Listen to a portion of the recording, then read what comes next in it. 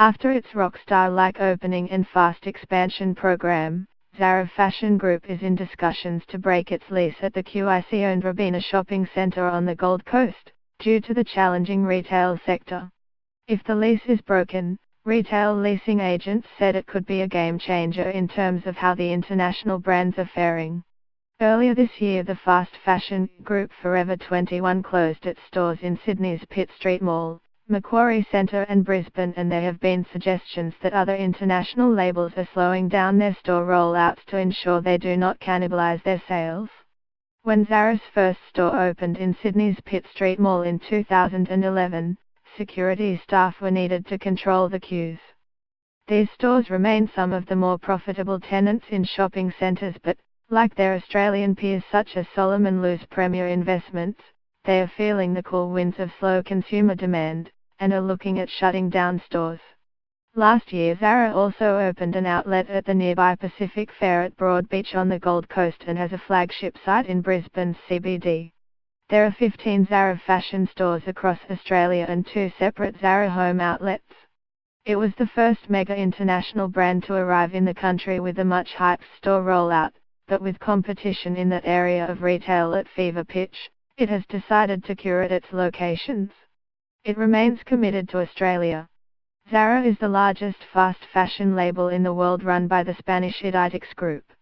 Its main rival is the Swedish group H&M. A spokesperson for Zara said the group was unable to comment on this. QIC declined to comment on the Zara lease negotiations, except to say the group was constantly evolving its shopping mall offerings. The Robina Town Centre General Manager, Anita Brown, said, "It is not appropriate for the centre to comment on the commercial operations of our retail partners. During the past 20 years we have repeatedly evolved our offer, through significant and sustained reinvestment as part of our active management approach, delivering transformations that continue to meet the needs of our community," Ms. Brown said. The most recent examples of this commitment in action are demonstrated in the launch of our Australian first foodies playground, The Kitchens, as well as our stunning Central Mall development, which is currently underway.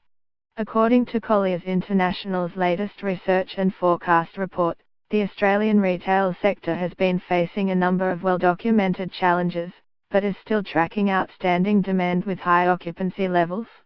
Michael Bate, National Director of Retail at Colliers International, said the demand for retail space remained high, with densely populated areas continuing to perform, particularly for major retail assets such as shopping centres. The integration of these sites with the social and physical infrastructure of a community makes them highly sought after for investors and retailers alike, Mr. Bates said. But with the imminent arrival of online giant Amazon, the need for landlords and retailers to embrace technology and enhance the value proposition to customers has never been more important, according to George Ragg, Director of Project Leasing at Colliers International.